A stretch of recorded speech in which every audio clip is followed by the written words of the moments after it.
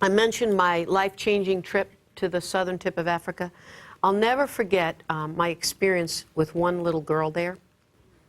She must have been about 2 or 3 years old, and she was clinging to her mother. We had gone there that day to feed them and to give them some clothes. And I'll never forget that she had on, being 2 or 3, she had on clothes that had to be for an infant.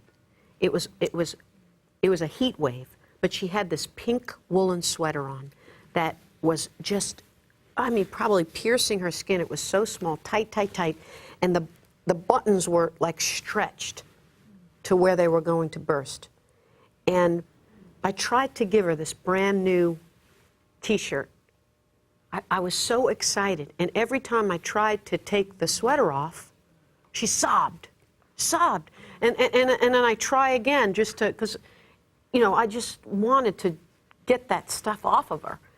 And she'd cry and cry and cry. I couldn't convince her that this was a good thing.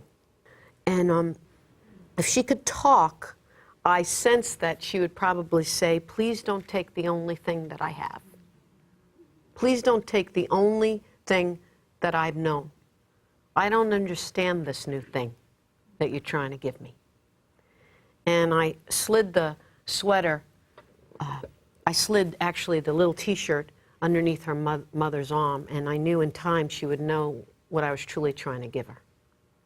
When I came back to the States, you can imagine how much I reflected on my time there. I often thought about my time in Africa.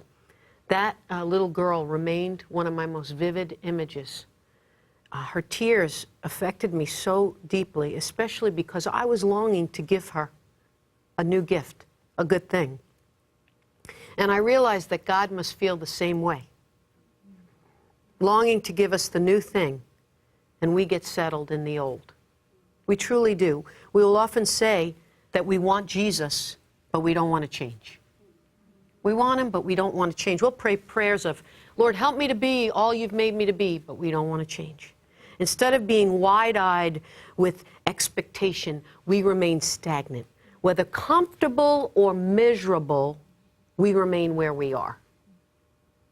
God offers the gift of a new thing on a new path, and we don't take it or follow it.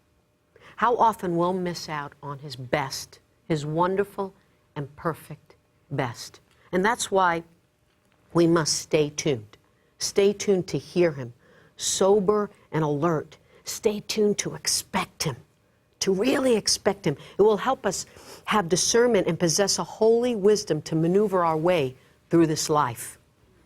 Hebrews 12:1 says this, therefore, since we are surrounded by such a great cloud of witnesses, let us throw off everything that hinders and the sin that so easily entangles, and let us run with perseverance the race marked out for us.